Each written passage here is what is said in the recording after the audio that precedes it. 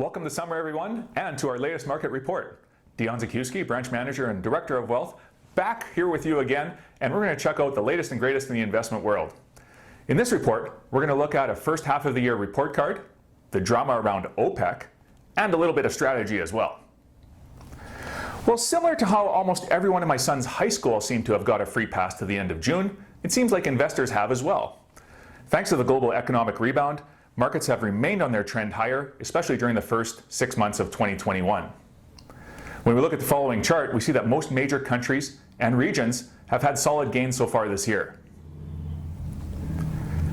We're checking out the largest stock markets in the world and keeping apples to apples performance in US dollars. We see that North America has been particularly strong, as a commodity rebound has also helped lift the TSX to new all-time highs. The average gain in stock markets across developed nations has been into the double digits, with more modest growth in Asia, but still all to the positive side of the ledger. As we mentioned in our last report, the old sell in May and go away is not to be followed this year. Traditional seasonal weakness has not been seen to this point, and markets continue to grind higher.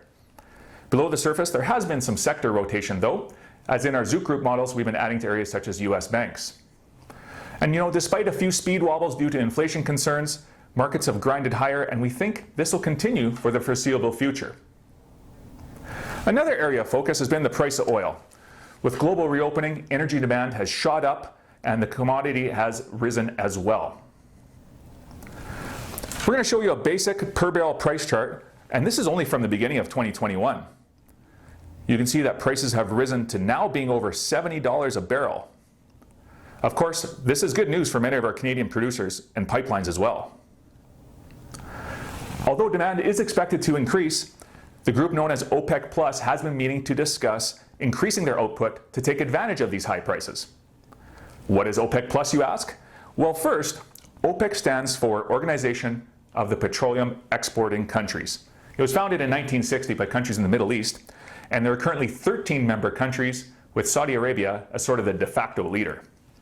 The Plus is another group of about 10 exporting countries, such as Russia and Mexico. Sorry, Canada and the US are not invited to this table. Basically, this group controls over 50% of the world oil supply and has a goal to balance prices based on supply and demand. The group recently began meetings to raise production to take advantage of these high oil prices, but as you can imagine, there is such a high degree of politics involved here, the drama quickly ramps up and becomes kind of a soap opera.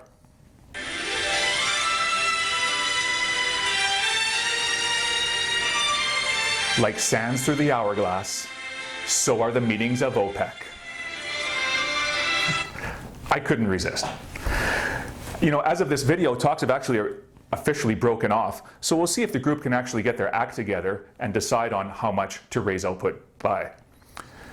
If they do look at doing this, it could quickly push the market into an excess supply mode and reverse some of the gains we've seen in the first half of this year. Energy investment should be done with a degree of caution moving forward.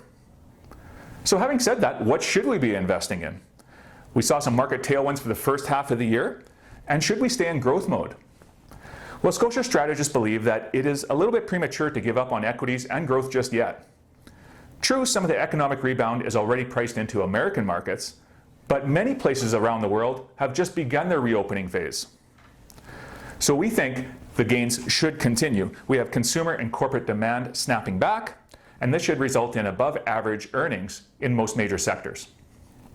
Now, that isn't to say let's throw caution to the wind, sell all our bonds and fixed income, and we'll just focus purely on growth.